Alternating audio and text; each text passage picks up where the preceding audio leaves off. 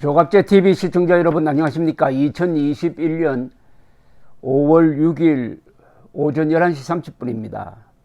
지난 4월 7일 보궐선거 때 야권 단일화를 성사시켜서 야권 후보, 즉 국민의힘 후보 두 사람이 대승하도록 만들면서 정권 교체를 대세로 만드는데 큰 공을 세운 안철수 국민의당 대표가 한 달을 맞은 오늘 최고위원회의 발언에서 작심을 하고 문재인 대통령을 비판하고 대안을 제시를 했습니다.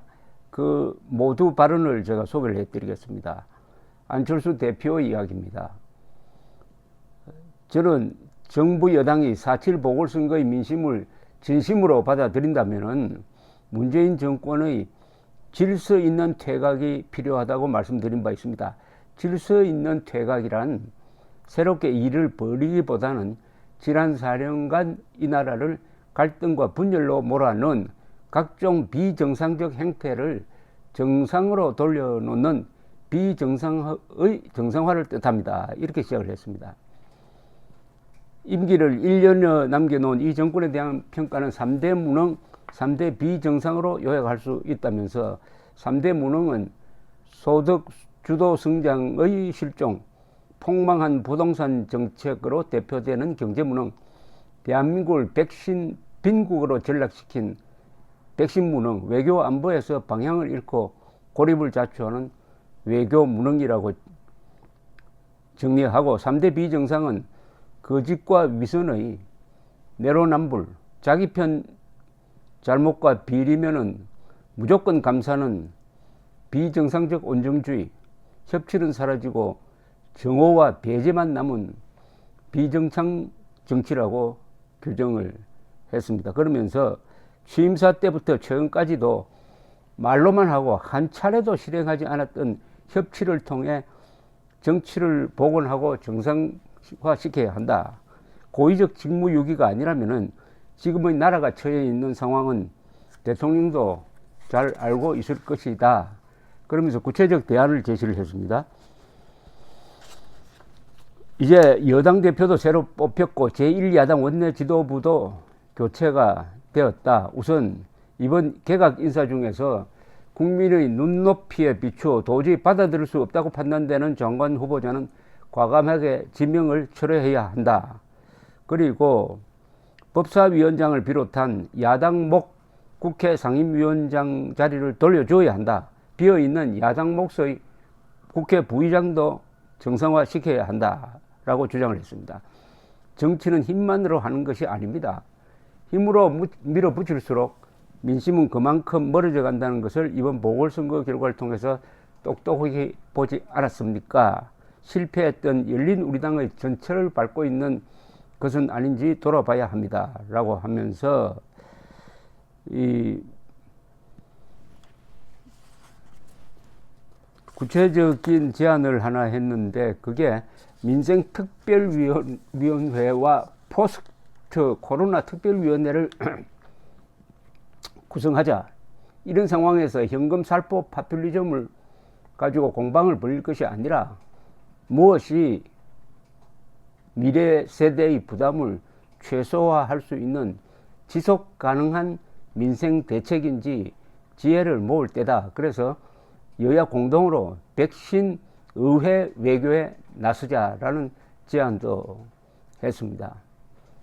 아스트라제네카 백신을 맞더라도 남아공 변이에 대한 효과는 10% 정도에 지나지 않기 때문에 백신 맞고도 코로나19에 걸릴 수 있다. 그러나 기존의 백신이라도 신속하게 전 국민에게 접종하지 않으면 변이 바이러스에 대응할 수 있는 시간과 의료 역량을 확보할 수 없게 된다. 이런 상황을 막아야 하지 않겠습니까? 라고 호소를 했습니다. 인류가 코로나19를 극복하는 과정에서 바이오 기술과 나노 기술의 융합으로 mRNA 백신을 순식간에 개발하고 정치가 과정에서의 장애물을 제거해주는 역할을 담당했습니다. 인류 역사에서 처음 보는 일이었습니다. 이것은 세계가 어떤 방향으로 나가고 있는지를 알려주는 상징적 사건입니다. 지금 미국에서 보듯이 정치가 들어서 가지고 과학기술의 발전을 지금 막는 게 아니라, 한국처럼 막는 게 아니라, 정치가 과학을 파괴하고 원전을 파괴하는 게 아니라 정치가 들어서 가지고 과학기술 발전의 장애물을 제거해 주는 역할을 하고 있다. 이걸 보면은 한국도 길이 보인다, 이런 이야기입니다. 다른 나라들에서 이미 행동으로 옮기고 결과를 만들어낸 일들조차도 알지도 깨닫지도 못한다면 대한민국 미래는 없습니다.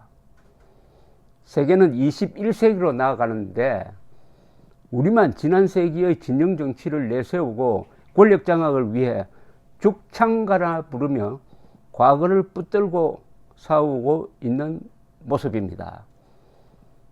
21세기로 나아가는데, 아니 21세기에 들어서서 이제 21세기 중반을 향해서 나아가는데 한국은 아직도 반일 종족주의를 가지고 무정 어디 아프리카 밀림에서나 있을 만한 부족 갈등을 증폭시켜 가지고 죽창가, 그러니까 죽창을 들고 일본으로 돌진하자는 이런 소리만 하고 있다는 겁니다. 그런데 어떻게 됐습니까? 죽창가 들고 부르짖던 사람들 지금 다 어디에 가 있고, 그 죽창이 누구를 찔러서 소기의 목적을 달성했습니까? 아니면 죽창 들기 전에 거의 부러졌습니까?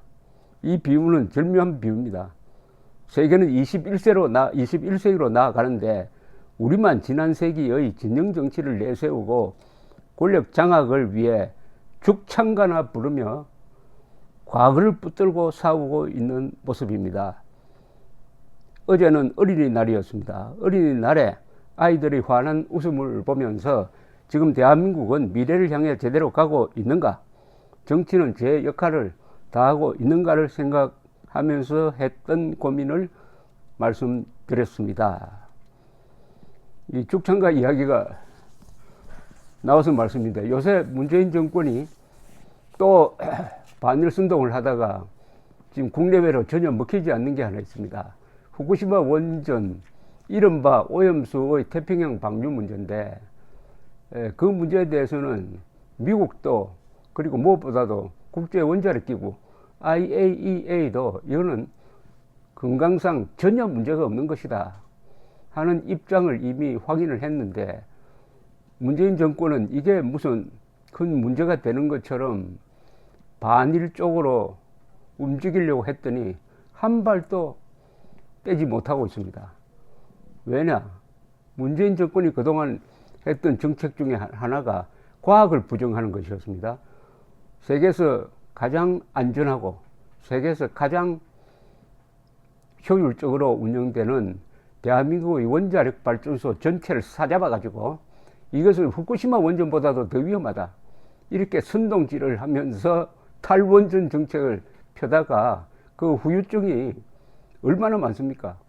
온 산야에 태양광 발전소, 그리하여 문재인 대통령은 우리나라 역사상 나무를 가장 많이 벤 인물로 기록되게 생겼고, 미세먼지는 더 많이 일어나고, 그리고 원자력 발전소가 계속 이렇게 줄어들기 시작하면은 전력값이 올라갈 거고, 그것을 메우기 위해서 LNG라든지 아니면 석탄 발전소를 돌려야 되는데, 그러면 환경오염은 더 심해지고 완전히 늪에 빠져버렸습니다.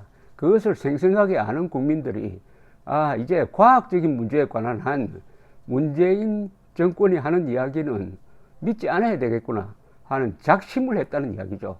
작심. 이제 선동이 먹히지 않습니다. 지난 보궐선거에서 생태탕 선동이 먹히지 않았듯이 이번에 반일 선동이 먹히지 않았습니다. 그래도 죽창가를 부르고 싶으냐? 21세기다 하는 경고를 안철수 씨가 날린 셈입니다. 감사합니다.